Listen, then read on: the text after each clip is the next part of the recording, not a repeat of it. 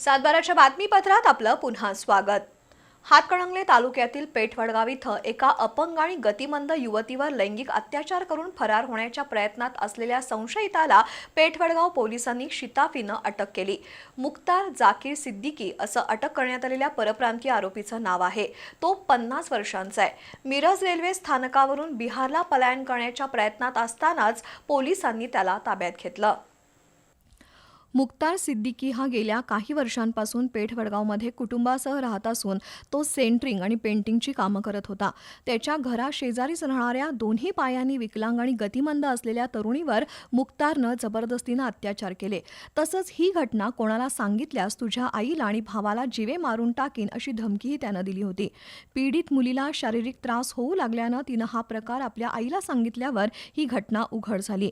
दरम्यान गुन्हा नोंद झाल्याचं समजता संशयित मुख्तार फरार झाला होता। पोलीस निरीक्षक विजय घेरडे आणि त्यांच्या पथकानं तांत्रिक बाबींचा आधार घेत आरोपीचा माग काढला।